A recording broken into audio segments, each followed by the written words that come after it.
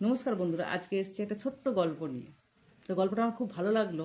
গল্পটা হচ্ছে একটা ছোট বাচ্চা ছেলে, সে এক মন্দিরে গেছে। মন্দিরে গিয়ে এক সাধু বাবাকে বলছে, সাধু বাবা তোমার একটা কথা বলতে হবে। তো কথাটা হচ্ছে, আমার ভাগ্যে কত সম্পদ আছে আমাকে বলতে হবে। তো সাধু বাবা বলছে ঠিক আছে। সাধু বাবা ভীষণ সাধক ছিলেন, উনি শিবের উপাসক ছিলেন।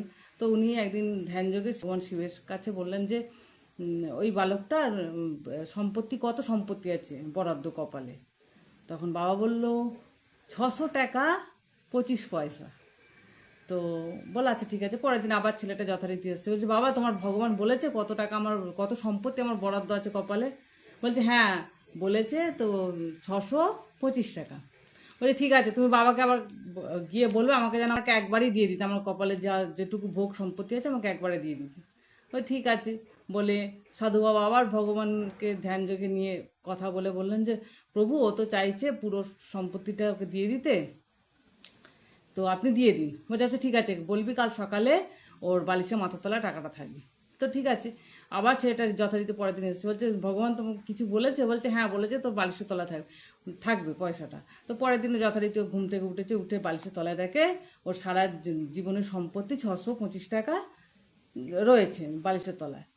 তো তখন দেখে তো খুব আনন্দিত, সারা জীবনের সম্পত্তি ওর কপালে যেটা বরাদ্দ ছিল। তো ও কী করলো, তো ওই টাকাটা নিয়ে বেরিয়েছে রাস্তায়। বেরাতে খুব খিদে পেয়েছে। তো খিদে পেয়েছে, ও 200 টাকা মতো খেয়েছে। সারাদিন এটা ওটা খেয়ে 200 টাকা মতো খরচা হয়েছে। তো 425 টাকা এখনও রয়েছে। কী করি দেখে অনেকগুলো বাচ্চা ছেলেও ক্ষুধার্ত, খিদে পেয়েছে তাদের। তো তাদের ঘরেও বলছে চ তাহলে পয়সাটা কী বা করবো। বলে তাদেরও সবাইকে, যারা যারা গরিব ছোটো ছোটো ছেলেমেয়েরা, তো তাদের সবাইকে খাইয়ে মোটামুটি 600 টাকা মানে অনেকটাই।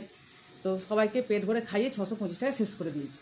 শেষ করে রাতে এবার ঘুমাচ্ছে, ঘুমিয়ে নিশ্চিন্ত হয়ে বলছে বাপ যাক বাঁচা গেল, আর তাহলে আমার সম্পত্তিও নেই, ঝামেলাও নেই। বলে যথারীতি আবার মনে শান্তি নিয়ে ঘুমিয়ে পড়ছে। তো তারপরের দিন উঠে দেখে কি আবার 625 টাকায়। বলছে বাবা 625 টাকা পেয়ে গেলাম, তা আবার 625 টাকা কীভাবে এলো? বলে ঠিক আছে যাক, আরও তো কতগুলো মানুষ ক্ষুধার্ত ছিল, তো তাদের তাহলে খাইয়ে দিই। এভাবে খেতে খেতে কী হয়েছে, আবার পরের দিন ওই রাতে ঘুমায়, পরের দিন থেকে আবার সেই 625 টাকাই তার সেই বালিশের তলায় থাকে। এইভাবে সে সেই টাকাটাকে দিয়ে প্রত্যেকটা ক্ষুধার্তকে এইভাবে খাবার খাইয়ে দেয়। এই নিয়ে সারা জায়গা হল্লা হয়ে গেল যে ওই ছোট একটা বালক সবাইকে ভান্ডারা দেয়, সব খাওয়ায়। বলে এইভাবে ভিড় বাড়তেই থাকলো। দিন পরে সেই সাধু আবার কানেও যায় কথাটা। তো তিনি ভগবানকে বলেন, ভগবান কেন এই ছোট বাচ্চাকে নিয়ে লীলা খেলা করছো? তখন প্রভু বলছে যে দেখ কি করব আমি, আমার তো কিছু করার নেই। কারণ হচ্ছে আমি 625 টাকার জীবনের বরাদ্দ দিচ্ছি, কিন্তু তো রোজের আমাকে ফেরত দিয়ে দিচ্ছে। মানে ভগবানও বলছেন যে আমার সম্পত্তি আমি দিয়ে দিচ্ছি, কিন্তু ও তো আমাকে ফেরত দিয়ে দিচ্ছে, তাহলে ও তো নিজে নিজে কিছুই ভোগ করছে না। তাহলে দেখলেন ব্যাপারটা কি দাঁড়ালো।